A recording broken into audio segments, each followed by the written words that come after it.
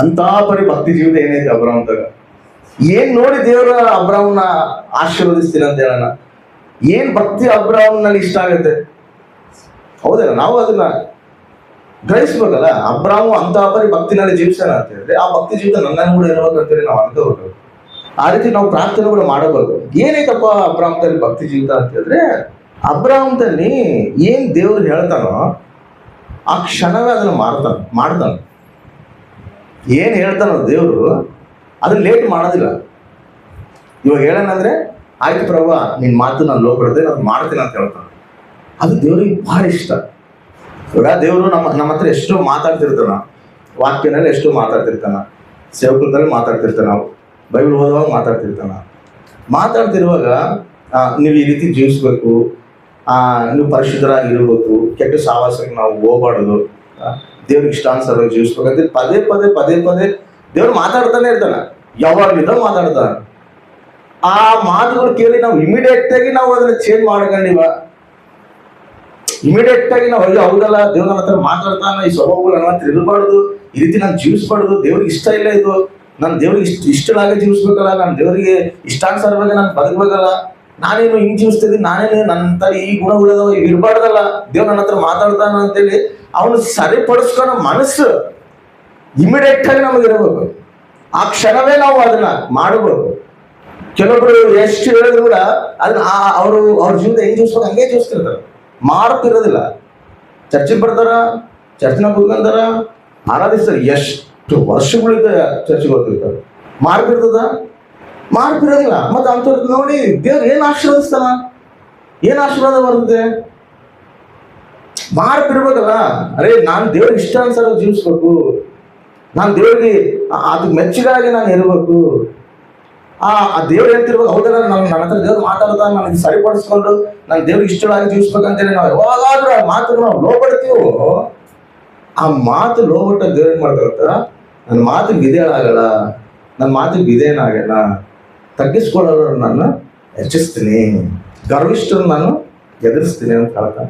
ನಾವು ಯಾವಾಗಾದ್ರೂ ದೇವ್ರ ಮಾತಿಗೆ ನಾವು ತಗ್ಗಿಸ್ಕೊಂಡ್ಬಿಡ್ತೀವೋ ಏನ್ ಮಾಡ್ತಾರೆ, ದೇವ್ರು ಆಶೀರ್ವದಿಸ್ತೀವಿ. ಆಮೇಲೆ ಅದಕ್ಕೆ ಅಬ್ರಾಮ್ ಕೂಡ ಏನಂತ ಹೇಳ್ತಾನೆ ಗೊತ್ತಾ? ಏನ್ ಅಬ್ರಾಮ್ ಆ ಮಾತು ಕೇಳೋಣಪ್ಪ ಅಂತಂದ್ರೆ, ನೋಡ್ರಿ ಆದಿಕಾಂಡವು 17ನೇ ಅಧ್ಯಾಯ 23ನೇ ವರ್ಷ. ಅದೇ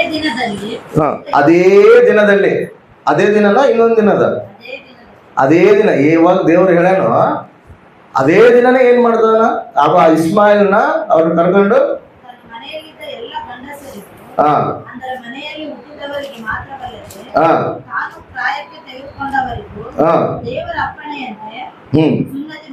ಸುನ್ನತಿ ಮಾಡಿಸಿದನು. ಆಮೇಲೆ ಹಲ್ಲೆಲೂಯ. ಅಬ್ರಾಮ್ಗೆ ಹೇಳ್ತಾನ ದೇವ್ರು, ನೋಡಪ್ಪ ನಾನು ನಿನ್ನ ಹತ್ರ ಒಡಂಬಡಿಕೆ ಮಾಡ್ಕೊಂತೀನಿ, ನನಗೆ ನೀವು ಒಂದು ಒಡಂಬಡಿಕೆ ಇರಬೇಕು, ನಿನ್ನ ಸಂತಾನಗ ನಾನು ಆಶೀರ್ವದಿಸ್ತೀನಿ, ನಾನಿಬ್ರು ಒಡಂಬಡಿಕೆ ಮಾಡ್ಕೋಬೇಕಂದ್ರೆ ನೀನು ಸುನ್ನತಿ ಮಾಡಿಸ್ಬೇಕು, ನಿನ್ನ ಮಕ್ಕಳಿಗೆ ಎಲ್ಲರಿಗೆ ಸುನ್ನತಿ ಮಾಡಿಸ್ಕೋಬೇಕು, ನಿನ್ನ ಜನಾಂಗ ಎಲ್ಲರಿಗೂ ಸುನ್ನತಿ ಮಾಡಿಸ್ಕೊಂಡು ಹೇಳ್ತಾನೆ. ಹೇಳಿದ ಕೂಡಲೇ ಆ ದಿನದಲ್ಲೇ ಇಮಿಡಿಯೇಟ್ ಮಾಡ್ತಾನ ಕೆಲಸ. ಹೌದಾ? ಇದು ಲೇಟ್ ಮಾಡಿಲ್ಲ. ವಾರ ಬಿಟ್ಟು ಮಾಡೋಣ ಹೇಳು, ಇನ್ನೊಂದು ತಿಂಗಳು ಬಿಟ್ಟು ಮಾಡೋಣ ಹೇಳು, ಹಂಗೆ ಮಾಡಿಲ್ಲ. ಹೇಳಿದ ಕೂಡಲೇ ಮಾಡೋಣ. ಅದು ದೇವ್ರಿಗೆ ಇಷ್ಟ ಆಗೈತೆ. ಆಮೇಲೆ ಅಬ್ರಾಮ್ನಲ್ಲಿ ಆ ಗುಣ ಇಷ್ಟ ಆಗೈತೆ. ನಾನು ಹೇಳಿದ ಕೂಡಲೇ ವಿಧೇಯ ತೋರಿಸ್ತಾನಲ್ಲ ಅಬ್ರಾಮು, ನನ್ನ ಮಾತಿಗೆ ಎಷ್ಟು ಗೌರವ ಕೊಡ್ತಾನಲ್ಲ ಅಬ್ರಾಮು, ಅದು ದೇವ್ರಿಗೆ ಭಾಳ ಇಷ್ಟ ಆಗುತ್ತೆ.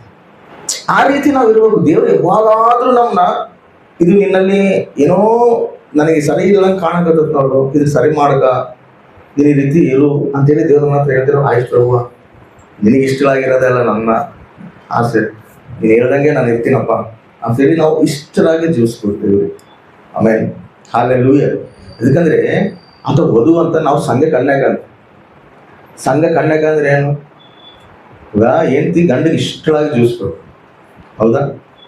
ಹಂಗ ಆತ ಕೂಡ ವಧುವಾಗಿ ಬರ್ತಾನೆ ನಮ್ಮ ಹತ್ರ, ಆತ ನಮ್ಗೆ ಹೇಳ್ತಾನ, ನಿನ್ನಲ್ಲಿ ಇದು ಈ ರೀತಿ ಇರು, ಇದನ್ನ ಅಕ್ಕ ಈ ರೀತಿ ಹಾಕೊಂಡ್ರೆ ಚಂದಾಗಿರ್ತಿ, ಈ ಗುಣ ನಿನಗೆ ಚಂದ ಕಾಣ್ತದೆ ಅಂತೇಳಿ ಆತ ಹೇಳ್ತಿರುವಾಗ ಆತನ ಇಷ್ಟಪಡಿಸಾಗ ನಾವು ಆ ರೀತಿ ರೆಡಿ ಆಗ್ಬೇಕು. ಹೌದಾ ಇಲ್ಲ? ಅದು ರೆಡಿ ಆಗಿಲ್ದಾಗ ನಾವು ಹೇಳ್ತಿದ್ರು ಕೂಡ ಅದ್ರ ಮಾತಿಗೆ ನಾವು ಕಿವಿ ಹೊಡೆದಾಗಿದ್ರೆ, ವಿಧೇಯತೆ ತೋರಿಸಿಲ್ಲ ಅಂದ್ರೆ, ನಾವು ವಿಧೇಯತೆ ತೋರಿಸಿಲ್ಲ ಅಂದ್ರೆ ಏನಾಗ್ತದೆ ಹೇಳು, ದೇವ್ರ ಆಶೀರ್ವಾದ ನಾವು ಕಳ್ಕೊಂತೀವಿ. ದೇವ್ರ ಆಶೀರ್ವಾದ ಕಳ್ಕೊಂಡಿವಿ ಅಂದ್ರೆ ಏನ್ ಬರ್ತದೆ, ನಮ್ಮ ಮೇಲೆ ಶಾಪನೇ ಬರ್ತದೆ. ಹೌದಾ ಇಲ್ಲ? ಅಬ್ರಾಮ್ ಹಂಗ್ ಮಾಡಿಲ್ಲ. ಅಬ್ರಾಮ್ ವಿಧೇಯತೆ ತೋರಿಸ್ತಾನೆ. ಆದ್ರೆ ಅಬ್ರಾಮು ಸಂಬಂಧಿಕನಾದ ಲೋತ್ ಏನ್ ಮಾಡ್ತಾನೆ ಗೊತ್ತಾ? ಲೋತು ಕೂಡ ದೇವ್ರು ಹೇಳ್ತಾನೆ, ಸುಧಮ ಕುಮಾರ ಪಟ್ಟಣದಲ್ಲಿ ಲೋತ್ ಇರ್ತಾನೆ. ಆ ಪಟ್ಟಣ ಎಲ್ಲ ಪಾಪದಾಗ ಇರ್ತದೆ. ಅವ್ ಹೇಳ್ತಾನ ಲೋತಿಗೆ, ಲೋತು ಈ ಪಟ್ಟಣ ಬಿಟ್ಟು ನೀನು ನಿನ್ ಕುಟುಂಬ ಎಲ್ಲ ಹೋಗ್ಬಿಟ್ಟು ಹೊರಗೆ ಹೋಗ್ರಿ, ನಾನು ಈ ಪಟ್ಟಣ ಎಲ್ಲ ನಾಶ ಮಾಡ್ತೀನಿ ಅಂತ ಹೇಳ್ತಾನ. ಸರಿ ಅಂತೇಳಿ ಲೋತು ಓಡಿ ಬರ್ತಿರ್ತಾನ. ಓಡಿ ಬರ್ತಿರುವಾಗ ಲೋತು ಒಂದು ಗುಡ್ಡ ಇರ್ತದೆ, ಆ ಶೋಯರ್ ಅನ್ನೋ ಒಂದು ಗುಡ್ಡ ಇರ್ತದೆ. ಆ ಗುಡ್ಡ ಹೋಗಪ್ಪ ಅಂತ ಹೇಳ್ತಾನ. ಅಲ್ಲಿ ಮ್ಯಾಲಕ್ರಿ ಏನಂತ ಹೇಳ್ತಾನ, ನೀನು ನಿನ್ ಕುಟುಂಬ ಎಲ್ಲ ಮ್ಯಾಲಕ್ರಿ, ಇದು ನಾಶನ ಮಾಡ್ತೀನಿ ಅಂದ್ರೆ ಈ ಲೋತು ಓಡಾಗಿ, ದೇವಾಗಲ್ಲ ಅಲ್ಲಿವರೆಗೆ ನಾನು ಹೋಗಕ್ ಆಗೋದಿಲ್ಲ, ಇಲ್ಲಿ ಪ್ರಾಂತ ಐತೆ ನೋಡು, ಇಲ್ಲಿ ಹೋಗ್ತೀನಿ ಅಂತ ಹೇಳ್ತಾನೆ. ದೇವ್ರು ಹೇಳಿದ್ದೆ ಇಲ್ಲಿ, ಅಲ್ಲಿ ಶೋಯರ್ ಪ್ರಾಂತಕ್ಕೆ ಹೋಗಪ್ಪ, ಅಲ್ಲಿ ನೀರು ನೀನು ಆಶೀರ್ವದಿಸ್ತೀನಿ, ಇದು ಬೇಡ ಇದು ನಿನಗೇನು ಅಂತ ಹೇಳಿದ್ರೆ ಅಲ್ಲೇನು ಓದ್ತಿ, ಇಲ್ಲಿ ಓದ್ತೀನಿ ಅಂತ. ಸರಿ ಬಿಡ ದೇವರು ಬಿಡ್ತಾನೆ.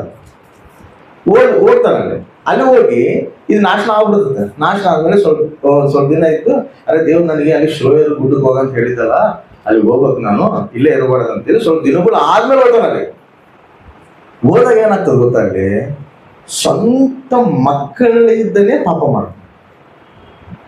ಸ್ವಂತ ಮಕ್ಕಳು ಇಬ್ಬರು ಮಕ್ಕಳೇ ತಂದೆ ಪಾಪ ಮಾಡ್ಬಿಡುದು. ಅದ್ರಿಂದ ಎಷ್ಟು ಶಾಪ, ಒಂದು ಜನಾಂಗನೇ ಶಾಪವಾಗಿ ಬರ್ತದೆ. ಈ ಅಬ್ರಾಮ ಸಂತಾನಕ್ಕ, ಈ ಅಬ್ರಾಮ ಸಂತಾನ ದೇವರನ್ನ ಆಶೀರ್ವದಿಸ್ತಿರ್ತಾನಲ್ಲ, ಈ ಅಬ್ರಾಮ ಸಂತಾನಕ್ಕ ವಿರುದ್ಧವಾಗಿನೇ ಲೋತು ಸಂತಾನ ಬರ್ತದೆ ಎದ್ದು. ಕಾರಣ ಏನು? ಅದೇ ದೇವ್ರು ಹೇಳಿದ್ದಾಗ ನೀನು ಇಮಿಡಿಯೇಟ್ ಆಗಿ ನೀನು ಅವಾಗ ಹೋಗಿದ್ರೆ, ನೀನು ಆ ಮಾತಿಗೆ ನೀನು ವಿಧೇಯತೆ ತೋರಿಸಿದ್ರೆ ಅಲ್ಲಿ ನಿನಗೆ ಆ ಪಾಪ ನಡೀತಿದ್ದಿಲ್ಲ. ನಿನಗೆ ದೇವ್ರು ತಪ್ಪಿಸ್ತಿದ್ದ. ನೀನೇನ್ ಮಾಡಿ ಹೇಳು, ಆಮೇಲೆ ಹೋಗೋಣ ಹೇಳು, ಇವಾಗೇನು ಪ್ರಭು ಅಂತೇಳಿ ಏನ್ ಮಾಡ್ದ, ಲೇಟ್ ಮಾಡ್ದ. ಅದಕ್ಕಾಗಿ ಲೋತ್ ಮೇಲೆ ಏನ್ ಬಂತು, ಶಾಪ ಬಂತು. ಲೋತು ನೀತಿವಂತನೇ ಅಲ್ಲ, ಲೋತು ನೀತಿವಂತನಲ್ಲ. ನೀನು ನೀತಿಯಾಗಿ ಜೀವಿಸಿಯಲ್ಲ ನೀನು, ನೀತಿವಂತನೇ, ನೀತಿಯಾಗಿ ಜೀವಿಸಿ. ಆದರೆ ದೇವರ ಮಾತಿಗೆ ಅವಿಧೇಯನಾದ. ಅದು ಹೇಳಿದಾಗೆ ನಾನು ಕೇಳಿದ್ರೆ ಈ ರೀತಿ ನನ್ನ ಜೀವನದಲ್ಲಿ ಪಾಪ ಇರ್ತಿದ್ದಿಲ್ಲ. ಅದು ನಾನು ಕೇಳಿಲ್ಲ, ಲೇಟಾಗಿ ಬಂದಿಲ್ಲ, ಅದಕ್ಕೆ ಆ ಶಾಪ ನನ್ನ ಮೇಲೆ ಬಂದಿತ್ತು. ಹಂಗ ನಾವು ಲೇಟಾಗಿ ಮಾಡ್ಕೊಂತ ಹೋಗಿವ ಅನ್ಕೋ, ಆಯ್ತು ಬಿಡು, ನೋಡು ದೇವರು ರಕ್ಷಣೆದಲ್ಲಿ ನಡೆಸ್ತೀನಿ ಅಂತ ಹೇಳ್ತಾನ, ಸತ್ಯನ ಗ್ರಹಿಸ್ತೀವಿ. ಬಾಪ್ಸನ್ ತಗ ಅಂತ ಹೇಳ್ತೀವಿ. ಬಾಪ್ಸನ್ ತಗ ಅಂತ ಇದ್ರೆ ಬಾಪ್ಸನ್ ತಗೋಬೇಕು, ಬಾಪ್ಸನ್ ತಗೊಂಡ್ರೆ ನಾವು ರಕ್ಷಣೆ ಮಾಡ್ತೀವಿ ಅಂತ ಸತ್ಯನ ಗ್ರಹಿಸಿದಾಗ ಕೂಡ, ಇನ್ನು ನಾವು ಬಾಪ್ಸನ್ ತಗೊಂಡಿದ್ದಾಗ ಆಲಸ್ಯ ಮಾಡ್ಕಂತಿದ್ರೆ ಅದು ಅರ್ಥ ಏನಾಗ್ತಿದ್ದೇಳು? ನಷ್ಟನೇ ಅಲ್ಲ ನಿನಗೆ. ಇವಾಗ ಯಾವತ್ತು ಯಾರು ಜೀವನಗಳು ಹೆಂಗಿರ್ತಾವ ಗೊತ್ತಿಲ್ಲ. ನೀರಿನ ಮೇಲೆ ಗುಳ್ಳಿದ್ದಂಗ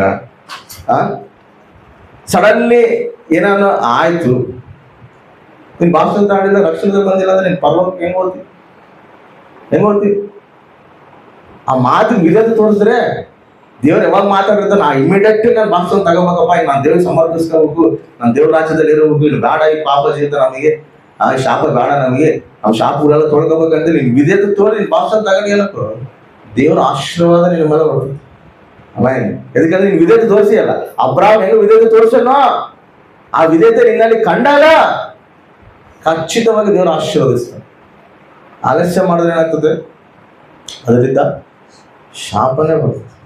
ಯಾವಾಗಾದ್ರೂ ಕೂಡ ನಾವು ಫಸ್ಟ್ ದೇವರಲ್ಲಿ ನಾವು ವಿಧೇಯರಾಗ್ಬಿಡ್ಬೇಕು. ವಿಧೇಯರಾಗಿ ಆ ಮಾತಿಗೆ ನಾವು ಕೇಳಿದಾಗ ಅದು ಖಚಿತವಾಗಿ ದೇವರು ಆಶೀರ್ವದಿಸ್ತಾರೆ.